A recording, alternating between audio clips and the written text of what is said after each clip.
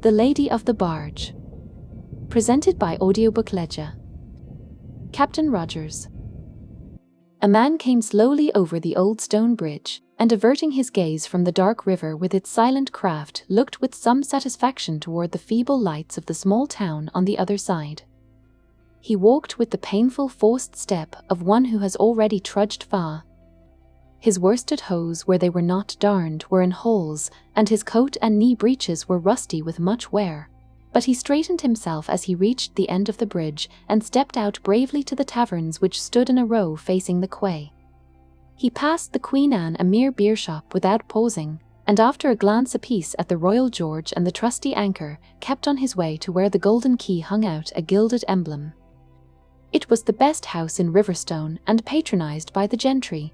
But he adjusted his faded coat, and with a swaggering air entered and walked boldly into the coffee room. The room was empty, but a bright fire afforded a pleasant change to the chill October air outside. He drew up a chair, and placing his feet on the fender, exposed his tattered soles to the blaze, as a waiter who had just seen him enter the room came and stood aggressively inside the door. "Brandy and water," said the stranger, hot. "The coffee room is for gentlemen staying in the house," said the waiter. The stranger took his feet from the fender, and rising slowly, walked toward him. He was a short man and thin, but there was something so menacing in his attitude, and something so fearsome in his stony brown eyes, that the other, despite his disgust for ill-dressed people, moved back uneasily. "Brandy and water hot," repeated the stranger, "and plenty of it." Here." The man turned slowly to depart. "Stop," said the other, imperiously. "What's the name of the landlord here?" "Mullet," said the fellow sulkily. "Send him to me," said the other, resuming his seat. "And hark ye, my friend, more civility, or 'twill be the worse for you." He stirred the log on the fire with his foot until a shower of sparks whirled up the chimney. The door opened, and the landlord, with the waiter behind him, entered the room, but he still gazed placidly at the glowing embers. "What do you want?" demanded the landlord in a deep voice. The stranger turned a little weazened yellow face and grinned at him familiarly. "Send that fat rascal of yours away," he said slowly. The landlord started at his voice and eyed him closely. Then he signed to the man to withdraw, and closing the door behind him, stood silently watching his visitor. "You didn't expect to see me," Rogers said the latter. "My name's Mullet," said the other sternly. "What do you want?" "Oh, Mullet," said the other in surprise. "I'm afraid I've made a mistake then. I thought you were my old shipmate Captain Rogers." "It's a foolish mistake of mine, as I've no doubt Rogers was hanged years ago." "You never had a brother named Rogers, did you?" "I say again." "What do you want?" demanded the other, advancing upon him. "Since you re so good," said the other. "I want new clothes, food and lodging of the best, and my pockets filled with money." "You had better go and look for all those things then," said Mullet. "You want to find them here." "Aye," said the other, rising. Well. There was 100 guineas on the head of my old shipmate Rogers some 15 years ago. I'll see whether it has been earned yet." "If I gave you 100 guineas," said the innkeeper, repressing his passion by a mighty effort, "you would not be satisfied." "Reads like a book," said the stranger in tones of pretended delight. "What a man it is!" He fell back as he spoke, and thrusting his hand into his pocket, drew forth a long pistol as the innkeeper, a man of huge frame, edged toward him. "Keep your distance," he said in a sharp, quick voice. The innkeeper, in no wise disturbed at the pistol, turned away calmly, and ringing the bell, ordered some spirits. Then taking a chair, he motioned to the other to do the same, and they sat in silence until the staring waiter had left the room again. The stranger raised his glass. "My old friend Captain Rogers," he said solemnly, "and may he never get his deserts." "From what jail have you come?" inquired Mullet sternly. "'Pon my soul," said the other, "I have been in so many looking for Captain Rogers that I almost forget the last, but I have just tramped from London 280-odd miles for the pleasure of seeing your damned ugly figurehead again, and now I've found it, I'm a-going to stay. It and give me some money. The innkeeper without a word drew a little gold and silver from his pocket and placing it on the table, pushed it toward him. Enough to go on with, said the other, pocketing it in future. It is halves. D. Ye hear me, halves, and I lil stay here and see I get it. He sat back in his chair and, meeting the other's hatred with a gaze as steady as his own, replaced his pistol. A nice snug harbour. After our many voyages, he continued. Shipmates. We were shipmates, we've all be while Nick Gunn is alive. You shall never want for company. Lord. Do you remember the Dutch brig and the fat frightened mate? I have forgotten it, said the other, still eyeing him steadfastly. I have forgotten many things. For 15 years I have lived a decent, honest life. Pray God for your own sinful soul, that the devil in me does not wake again. 15 years is a long nap, said Gunn carelessly. What a godsend it'll be for you to have me by you to remind you of old times. Why, you were looking smug, man, the honest innkeeper to the life. Gad, who's the girl? He rose and made a clumsy bow as a girl of 18, after a moment's hesitation at the door, crossed over to the innkeeper. I'm busy, my dear, said the latter somewhat sternly. Our business, said Gunn with another bow, is finished. Is this your daughter, Rog Mullet? My stepdaughter, was the reply. Gunn placed a hand which lacked 2 fingers on his breast and bowed again. One of your father's oldest friends, he said smoothly, and fallen on evil days. I am sure your gentle heart will be pleased to hear that your good father has requested me for a time to make his house my home. Any friend of my father's is welcome to me, sir, said the girl coldly. She looked from the innkeeper to his odd-looking guest, and conscious of something strained in the air, gave him a little bow and quitted the room. You insist upon staying then, said Mullet after a pause. More than ever, replied Gunn with a leer toward the door. Why, you don't think I'm afraid, Captain? You should know me better than that. Life is sweet, said the other. Aye, assented Gunn, so sweet that you will share things with me to keep it. No, said the other with great calm. I am man enough to have a better reason. No psalm singing, said Gunn coarsely. And look cheerful, you old buccaneer. Look as a man should. Look who has just met an old friend, never to lose him again. He eyed his man expectantly and put his hand to his pocket again. But the innkeeper's face was troubled, and he gazed stolidly at the fire. See what 15 years' honest, decent life does for us, grinned the intruder. The other made no reply, but rising slowly walked to the door without a word. Landlord, cried Gunn, bringing his maimed hand sharply down on the table. The innkeeper turned and regarded him. Send me in some supper, said Gunn. The best you have, and plenty of it, and have a room prepared. The best. The door closed silently and was opened a little later by the dubious George, coming in to set a bountiful repast. Gunn, after cursing him for his slowness and awkwardness, drew his chair to the table and made the meal of one seldom able to satisfy his hunger. He finished at last, and after sitting for some time smoking with his legs sprawled on the fender, rang for a candle and demanded to be shown to his room. His proceedings when he entered it were but a poor compliment to his host. Not until he had poked and pried into every corner did he close the door. Then, not content with locking it, he tilted a chair beneath the handle and, placing his pistol beneath his pillow, fell fast asleep. Despite his fatigue, he was early astir next morning. Breakfast was laid for him in the coffee room, and his brow darkened.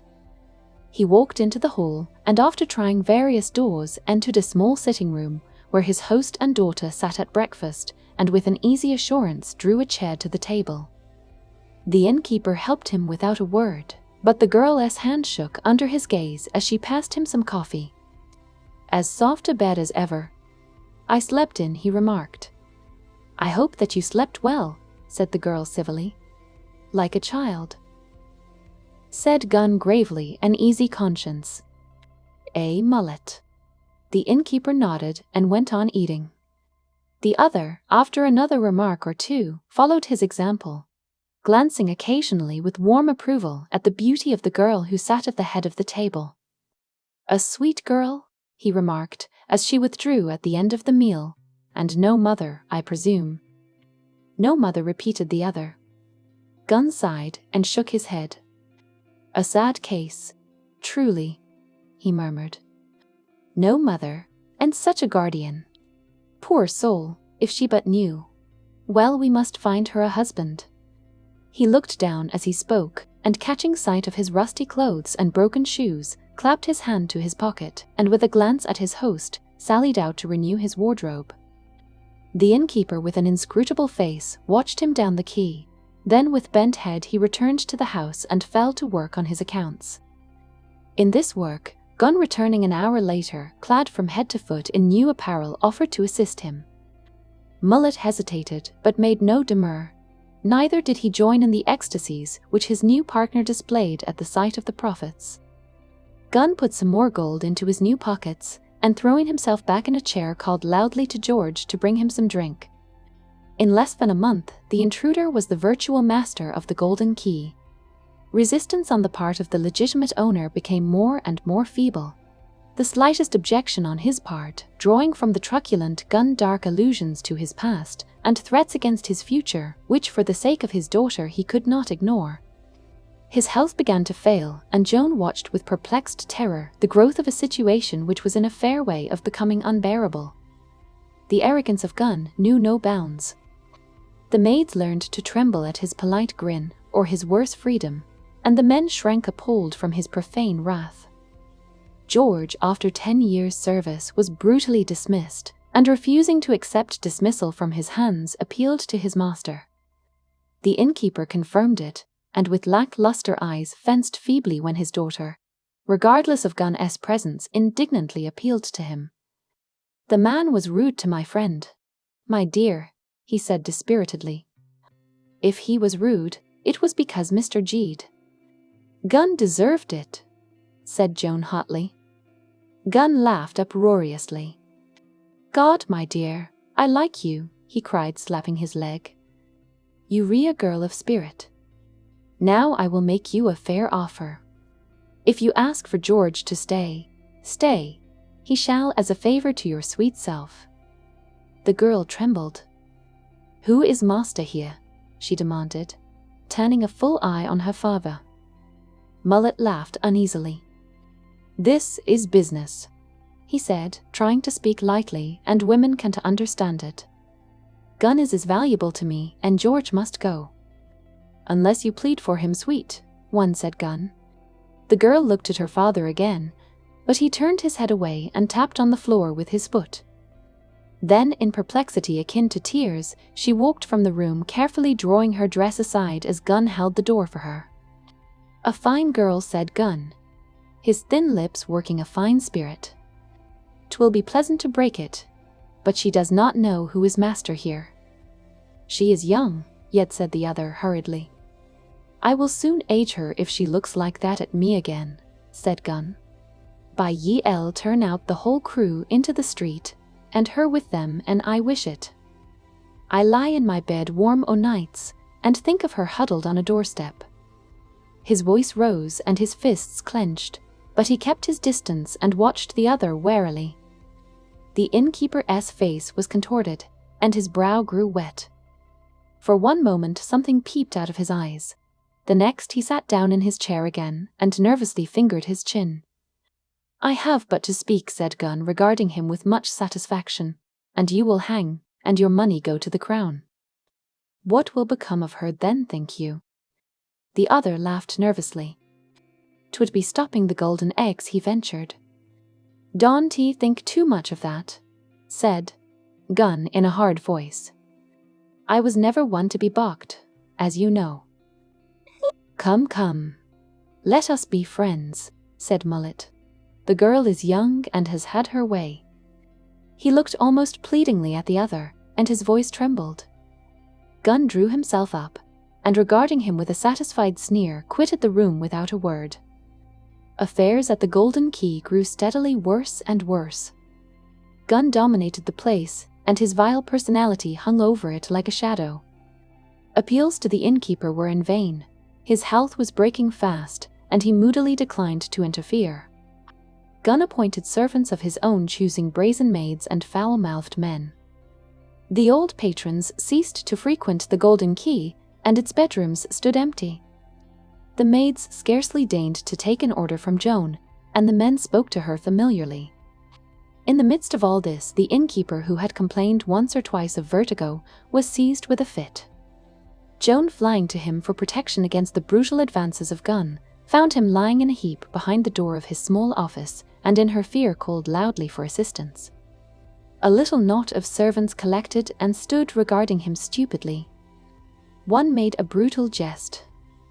Gunn, pressing through the throng, turned the senseless body over with his foot, and cursing vilely ordered them to carry it upstairs.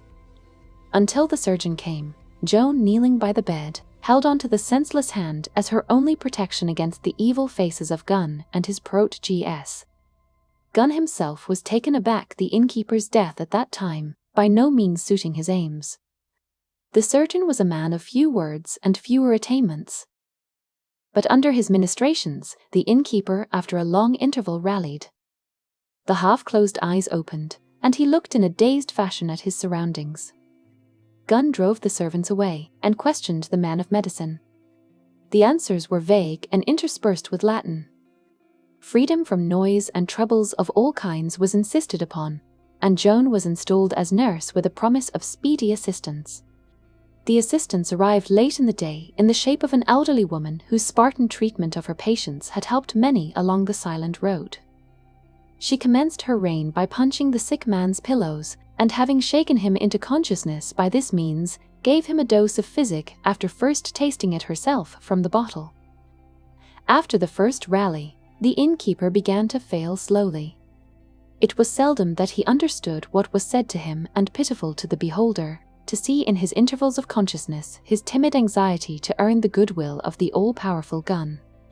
His strength declined until assistance was needed to turn him in the bed, and his great sinewy hands were forever trembling and fidgeting on the coverlet. Joan, pale with grief and fear, tended him assiduously. Her stepfather's strength had been a proverb in the town, and many a hasty citizen had felt the strength of his arm. The increasing lawlessness of the house filled her with dismay, and the coarse attentions of Gunn became more persistent than ever. She took her meals in the sick-room, and divided her time between that and her own. Gunn himself was in a dilemma. With Mullet dead, his power was at an end, and his visions of wealth dissipated. He resolved to feather his nest immediately, and interviewed the surgeon. The surgeon was ominously reticent, the nurse cheerfully ghoulish. 4 days I give him, she said calmly. 4 blessed days not. But what he might slip away at any moment. Gunn let 1 day of the 4 pass, and then, choosing a time when Joan was from the room, entered it for a little quiet conversation. The innkeeper's eyes were open, and what was more to the purpose, intelligent. "You were cheating the hangman after all," snarled Gunn. "I am off to swear an information." The other, by a great effort, turned his heavy head and fixed his wistful eyes on him. "Mercy," he whispered. "For her sake, give me a little time." "To slip your cable, I suppose," quoth Gunn. "Where's your money? Where's your hoard, you miser?" Mullet closed his eyes. He opened them again slowly and strove to think, while Gunn watched him narrowly. When he spoke, his utterance was thick and labored. "Come tonight," he muttered slowly. "Give me time. I will make your fortune. But the nurse watches." "I'll see to her," said Gunn with a grin. "But tell me now, lest you die first." "You will let Joan have a share," panted the innkeeper. "Yes, yes," said Gunn hastily. The innkeeper strove to raise himself in the bed, and then fell back again, exhausted, as Joan's step was heard on the stairs. Gunn gave a savage glance of warning at him, and barring the progress of the girl at the door, attempted to salute her. Joan came in pale and trembling, and falling on her knees by the bedside, took her father's hand in hers and wept over it. The innkeeper gave a faint groan, and a shiver ran through his body. It was nearly an hour after midnight that Nick Gunn, kicking off his shoes, went stealthily out onto the landing. A little light came from the partly open door of the sick room, but all else was in blackness. He moved along and peered in. The nurse was sitting in a high-backed oak chair by the fire. She had slipped down in the seat, and her untidy head hung on her bosom. A glass stood on the small oak table by her side, and a solitary candle on the high mantelpiece diffused a sickly light. Gunn entered the room and, finding that the sick man was dozing, shook him roughly. The innkeeper opened his eyes and gazed at him blankly. "Wake, you fool," said Gunn, shaking him again. The other roused and muttered something incoherently. Then he stirred slightly. "The nurse," he whispered. "Cow. She's safe and now," said Gunn. "I've seen to that." He crossed the room lightly, and standing before the unconscious woman, inspected her closely and raised her in the chair. Her head fell limply over the arm. "Dead?" inquired Mullet in a fearful whisper. "Drugged," said Gunn shortly. "Now speak up, and be lively." The innkeeper's eyes again travelled in the direction of the nurse. "The men," he whispered, "the servants." "Dead, drunk, and asleep," said Gunn, biting the words. "The last day would hardly rouse them. Now will you speak, damn you?" "I must take care of Joan," said the father. Gunn shook his clenched hand at him. "My money is said." The other. "Promise me on your oath, Joan." Aye, growled Gunn. "How many more times I'll marry her, and she shall have what I choose to give her." "Speak up, you fool. It's not for you to make terms." "Or is it?" He bent over, but Mullet, exhausted with his efforts, had closed his eyes again and half turned his head. "Where is it, damn you?" said Gunn from between his teeth. Mullet opened his eyes again, glanced fearfully round the room, and whispered. Gunn, with a stifled oath, bent his ear almost to his mouth, and the next moment his neck was in the grip of the strongest man in Riverstone, and an arm like a bar of iron over his back pinned him down across the bed. "You dog," hissed a fierce voice in his ear. "I've got you, Captain Rogers, at your service, and now you may tell his name to all you can. Shout it, you spawn of hell. Ticket." He rose in bed, and with a sudden movement flung the other over on his back. Gunn's eyes were starting from his head, and he writhed convulsively. "I thought you were a sharper man," Gunn said, Rogers still in the same hot whisper as he relaxed his grip a little. "You are too simple, you hound. When you first threatened me, I resolved to kill you. Then you threatened my daughter. I wish that you had 9 lives, that I might take them all. Keep still." He gave a half glance over his shoulder at the silent figure of the nurse, and put his weight on the twisting figure on the bed. "You drubbed the hag good, Gunn," he continued. "Tomorrow morning, Gunn, they will find you in your room dead. And if one of the scum you brought into my house be charged with the murder, so much the better. When I am well, they will go. I am already feeling a little bit stronger, Gunn, as you see, and in a month I hope to be about again." He averted his face and for a time gazed sternly and watchfully at the door. Then he rose slowly to his feet, and taking the dead man in his arms, bore him slowly and carefully to his room, and laid him a huddled heap on the floor. Swiftly and noiselessly he put the dead man's shoes on and turned his pockets inside out, kicked a rug out of place, and put a guinea on the floor. Then he stole cautiously downstairs and set a small door at the back open. A dog barked frantically, and he hurried back to his room. The nurse still slumbered by the fire. She awoke in the morning, shivering with the cold, and being jealous of her reputation, rekindled the fire, and measuring out the dose which the invalid should have taken, threw it away. On these unconscious preparations for an alibi, Captain Rogers gazed through half-closed lids, and then turning his grim face to the wall, waited for the inevitable alarm.